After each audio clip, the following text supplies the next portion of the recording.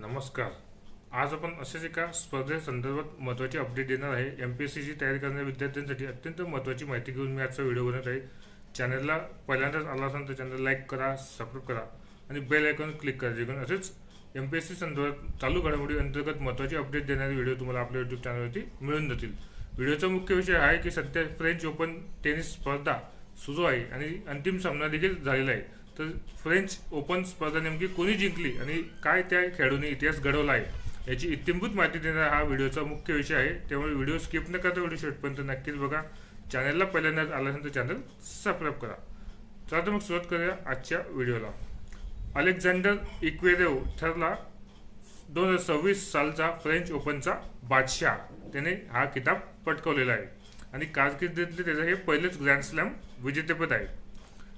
इन्व्हेरेकचे हे कारकिर्दीतले पहिलेच grand slam ठरलेला आहे. तसेच तो 89 वर्षात फ्रेंच ओपन जिंकणारा पहिलाच जर्मन खेळाडू देखील ठरलेला आहे. 1937 मध्ये हेन्केल यांनी शेवटी अशी कामगिरी केली होती. म्हणजे 1937 नंतर तब्बल 89 वर्षानंतर असा खेळाडू आहे अलेक्झांडर की जो जर्मनचा आहे आणि त्याने फ्रेंच ओपन स्पर्धा जिंकलेली आहे. हे MPSCच्या विद्यार्थ्यांनी लक्षात ठेवावे. अलेक्झांडर इक्वेरेव हा ओपन एरा मध्ये आपल्या पहिल्या 3 अंतिम सामन्यात पराभूत झाल्यानंतर ग्रँड स्लॅम जिंकणारा 6वा खेळाडू आहे. म्हणजे सतत अपयशी ठरत असताना देखील त्याने फ्रेंच ओपनचं यावर्षी किताब पटकावलेला आहे.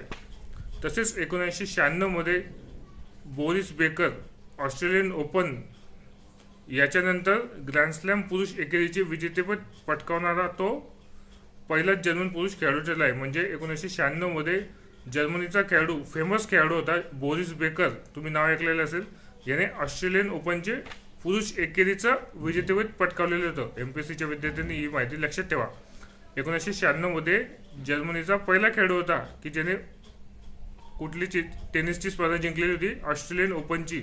त्या खेळाडूचं नाव होतं बोरिस बेकर. आणि त्याच्यानंतर आता अलेक्झांडर इक्वेरेव यांनी 2026 मध्ये ही कामगिरी केली आहे. त्याने 2026चा फ्रेंच ओपनचा किताब पटकावलेला आहे.